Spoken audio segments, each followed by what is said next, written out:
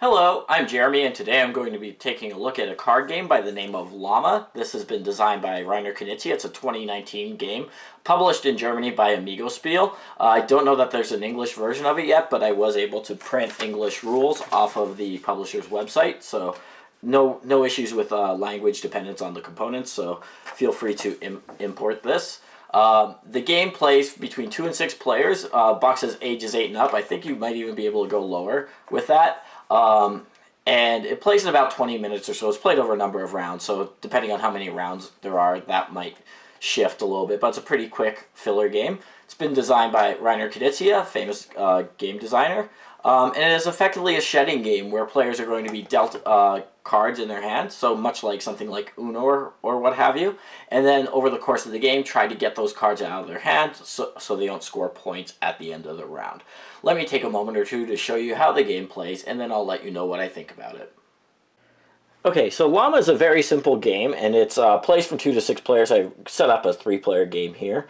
You're essentially going to take 6 cards, and you're going to give each player 6 cards. They'll keep them secret in a hand, and then you'll flip the top card face up, as if you were playing Uno or something like that. You'll also set out these scoring chips.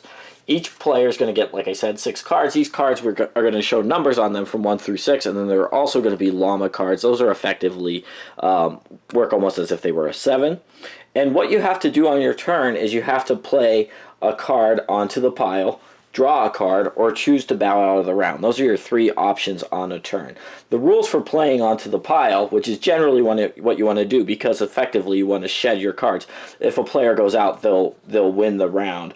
And if you aren't the player who goes out, you want to have as few points left in your hand as possible. So the rules for playing are that you can match this value, go up by 1 value, or if you can't do that, you could draw a card or bow out of the round. So, like I said, the cards go 1, 2, 3, 4, 5, 6. Then the LAMA effectively could be played on a 6, but it also then loops back around to the 1. So it's almost as if it goes 1, 2, 3, 4, 5, 6 LAMA, 1, 2, 3, 4, 5, 6 LAMA, and cycles like that. Just a loop with those that ordering of the numbers.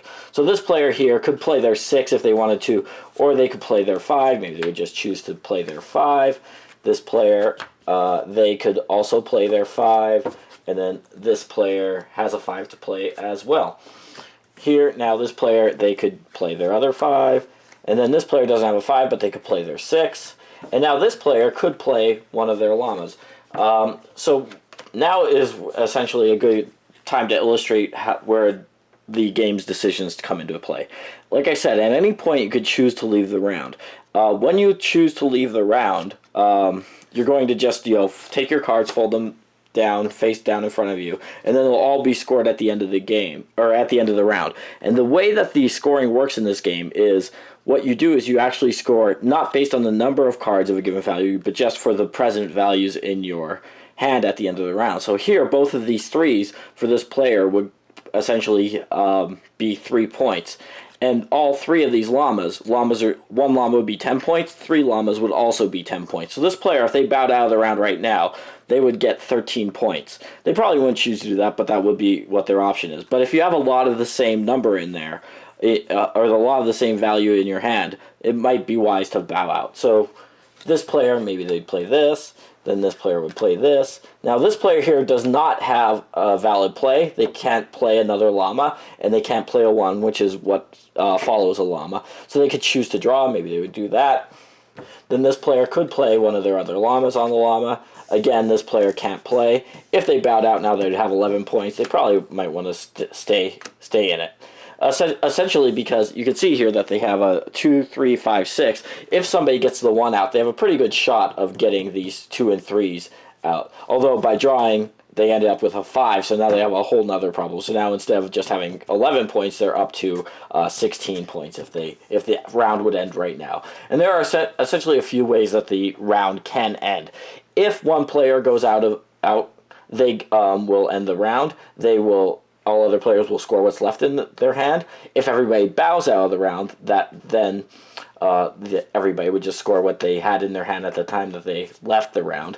If one player is remaining, the other two, let's say they both bowed out, that player can continue to play to the pile, but they no longer have the option to draw. So if they can't make a play, they have to bow out. So those are the different ways that the round could end. So let's just finish this round out for the sake of demonstration.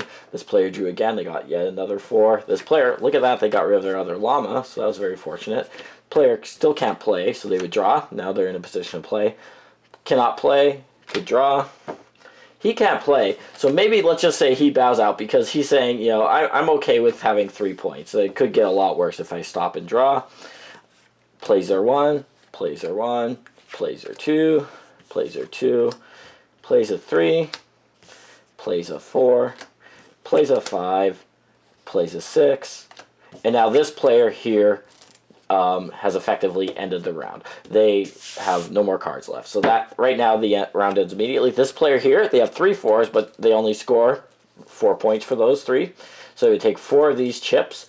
So there's white chips here and black chips. I'll explain those in a minute. Essentially, the whites are 1, the black are 10. You can freely change those at any time. This player here only has 3 points. So let's just say we were a number of rounds in, and let's say this player had, you know, something like, you know, 14 points in front of them. If you are the player that goes out, you can turn 1 chip in. So if you have a black chip, you could actually turn that in, and you would get rid of 10 points. If you only had white chips in front of you because you don't have 10 points yet, you could just turn in 1 white chip.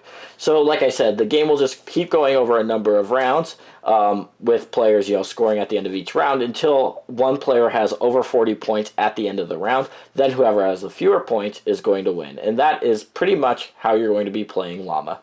All right, so that is LAMA, and Amigo Spiel puts out a lot of games in these little small card boxes, and there's some great ones and some less than great ones. I think that this one is actually, quite surprisingly, one of the more fun, more interesting ones to come along in some time. I think it might be the best small small box card game that's come along since maybe The Mind last year, maybe before that Linko. So it's, I think, almost on the level of those. Although it's a very chaotic game, I think comparisons to Uno are entirely just.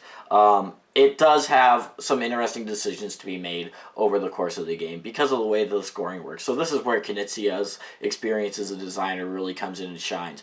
Although it's a, you know, I mean, make no bones about it, you do not have complete control over what's going to happen during a round of this game. If you just get dealt incredibly wrong cards, you may not have a good play, and you may just keep drawing cards that make your situation worse. But that decision to keep drawing cards, and that is essentially a push your luck decision that you're taking upon yourself. So that's one aspect that's really great. The other aspect that's great is the way that the scoring works. Because you score...